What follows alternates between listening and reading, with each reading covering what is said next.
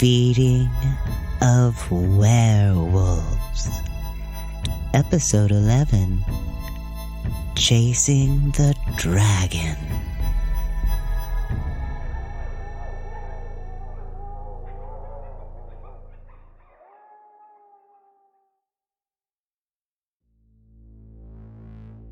Hello, and welcome to Care and Feeding of Werewolves, a podcast addressing issues and current events in the paranormal community. I'm your host, Hazel Thornton. Today's listener writes, "Hi, I have a concern about a local werewolf. I have recently discovered that my new neighbor is a werewolf, and despite the obvious issues, as far as I am personally concerned, I do not find this very troubling. My real worry is that I have seen him repeatedly scratching himself, and I suspect he has moon fleas. This is worrying in case he passes them on to my dogs. I know that moon fleas are not normally a worry for natural canines, but my dogs are a pair of Irish wolfhounds. It is the wolfish blood that concerns me, as I have heard that moon fleas are most difficult to remove from wolf-type dogs. Do you have any advice on this issue?" Okay, first of all, wolfhounds were bred for hunting and guarding against wolves. They're not named because they're a wolf mix. Their coat's completely different from a wolf's, being less dense and more wiry. So if anything, moon fleas would be easier to get rid of. More importantly, you have some serious prejudices against werewolves. Just because you see your neighbor engaging in perfectly normal grooming behavior doesn't mean that they have fleas. And most know to shift away from any place they don't want the beasties showing up, so they don't bring them back home. The assumption that your werewolf neighbor's infested with fleas is a stereotype you need to think long and hard about.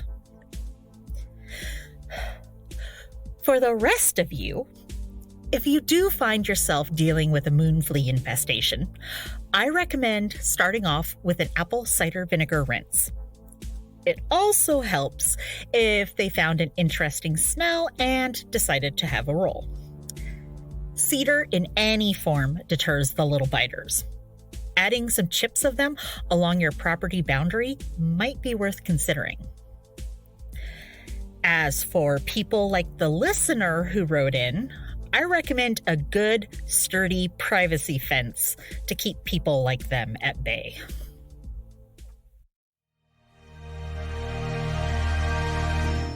Moon fleas. Moon fleas are the bane of the werewolf's existence, as we can witness here by this changing wolf's frantic scratching. Honey, that weird pile of eyes just said I have moon fleas. Let me look. Oh my God, they're everywhere. Oh no!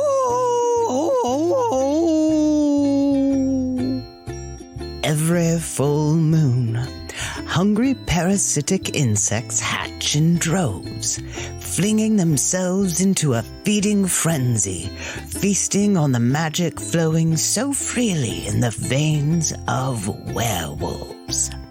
They spread quickly, from werewolf to werewolf, biting and nipping and chewing and We get it! before mating, laying eggs, and dying unremarkably. Okay. But what do we do?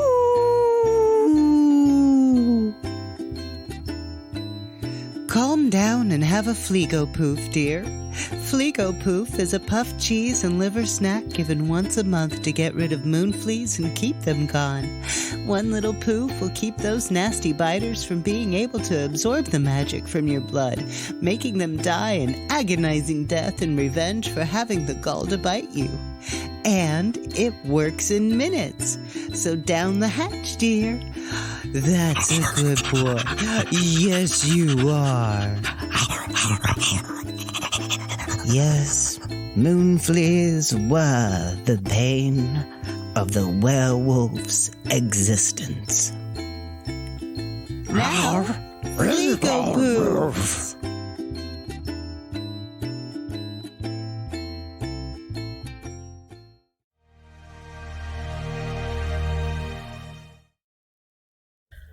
Potions can be great tools for managing your health.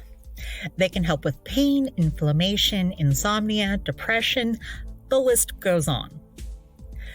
For some people, they can have adverse, even addictive effects. Addiction is a combination of biopsychosocial factors, which means that someone can become physically and/or psychologically addicted to a potion. There's even evidence to suggest that the magic itself can be addicting. Substance use disorder is complex and can vary depending on the individual and the substance in question. If you have questions or concerns about your use or that of a loved one, I encourage you to talk to a doctor.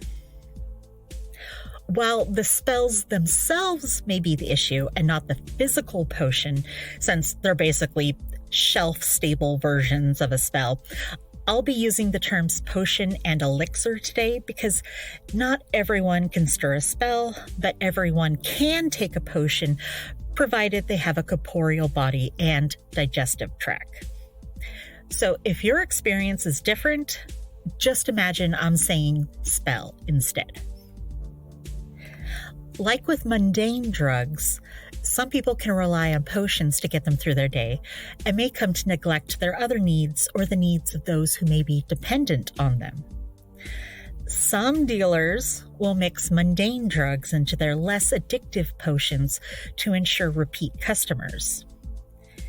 There have even been cases of addictive bodily substances like vampire blood or incubus semen being used to boost sales. That's not to say that potions don't have valid uses, or that anyone who uses them will become addicted. It's harder to overdose on potions, and addiction can be less apparent, but it's still possible, especially with ones that have physical effects like celerity, also known as velocity. Take too much at once, or take it multiple times in a short time period, and your body can't handle the strain of moving at high speed. Conversely, long-time users may have difficulty returning to normal because their bodies adjusted to existing at an accelerated state. For once, I am going to lift my moratorium on discussing love potions and use them as today's example, but only when applying them to yourself. Love potions. That's a pretty weird addiction, right? They're actually commonly used to self-medicate because, let's face it, who doesn't love to be in love or feel like they're in love? Love potions affect the same chemicals in your brain that naturally occurring love does: dopamine, oxytocin, and serotonin. Someone with a biosocial imbalance, whether due to environmental or neurological factors, might rely on love potions to help low hormone production levels, a literal serotonin hit. They could make the object of their affections a literal object, a pet, or even themselves to improve self-esteem rather than fixating on another person. You're probably thinking, why would treating chemical imbalances with love potions be bad if they're not hurting anyone else? Well, magically induced euphoria is a high just like many other drugs and can interfere in one's daily life. For the allo-romantics in the audience, you might remember daydreaming about your first crush in class. Pretty harmless if you're thinking about them instead of quadratic equations, right? Now, what if you were driving or taking care of a child? A distracted state of euphoria that you can't break out of could be catastrophic. Your house can be on fire all around you, but your brain's swimming in the happy chemicals, and you're so fixated on your object that you're unaware of your surroundings. After a while, the brain's doing well with the higher levels of dopamine and serotonin, but the high isn't the same once tolerance is developed. Someone can feel like they're not capable of happiness without that ecstasy and might rely on potions for their sense of well-being, even as it causes more problems, leading to a vicious cycle. While levitation and flight are relatively safe if used wisely, long-term use can have the same effects on the body as zero-gravity environments. Reduced muscle mass, bone density, ability to absorb oxygen, just to name a few. Returning to Earth's gravity can be painful, so someone who uses levitation and flight might continue to use them in order to avoid pain. Strictly speaking, this isn't classified as physical dependence, but it is an adaptation due to chronic use that can be difficult to manage without help. In what should come as a surprise to absolutely no one, rage and strength potions are popular amongst competitive athletes, martial artists, and others who rely heavily on strength and aggression in either their professional or personal lives. These elixirs can have many of the same effects as continued PCP use, like inability to regulate emotions, high blood pressure, paranoia, hallucinations, convulsions, psychosis, and physical withdrawal. Recovery from any of these addictions will vary depending on the substance and the individual, but most include some form of therapy to develop coping skills and address the underlying issues. For someone who self-medicates with love potions, that may mean treating mental illnesses with antidepressants. Those who use velocity or flight potions may need to manage their pain when using harm reduction techniques.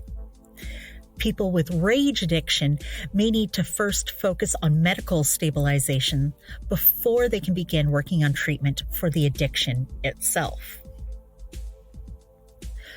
Total abstinence may be the goal and the best choice for some, but not for others. For example, someone with a disability might rely on levitation to improve their mobility and quality of life, but will still need to manage the pain of returning to normal gravity. Again, that's not an addiction any more than using medication to treat ADHD. It's a risk assessment that will vary according to the individual. For someone else, they may need to first focus on finding housing before they feel safe enough to address their use of pain potions. If you're concerned about your potion use, do some reflection and assess how it affects your life, both good and bad. Discuss your concerns with someone, be it a loved one or a therapist, who won't judge you for seeking help. If you want to improve your quality of life and well-being by reducing or stopping your use, I recommend working with someone trained in treatment for addictions and harm reduction techniques. Whether that's a practitioner within the community or joining a recovery group depends on you and your situation. Although, if you go with human group therapy, I recommend coming up with mundane analogs for your substance of choice and practicing them before attending your first meeting. I should probably sign off with some optimistic platitude, but we all know I suck at those. So I'll just say, make good choices, and be honest with yourself.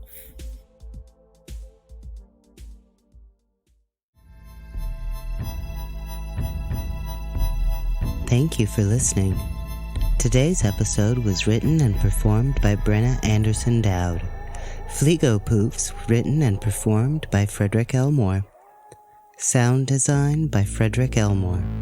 Music production by Kevin Elmore. Find us on Facebook or Tumblr at Care and Feeding of Werewolves, tweet us at carewerewolves, or email us at feedingwerewolves@gmail.com. Please rate and review. Care and Feeding of Werewolves is a podcast distributed by Kerfuffle and Chaos Productions and licensed under a Creative Commons Non-Commercial Attribution Share Alike 4.0 International. All content on the Care and Feeding of Werewolves podcast is fictional and for entertainment purposes only. Content is not intended to be a substitute for professional medical advice, diagnosis, or treatment.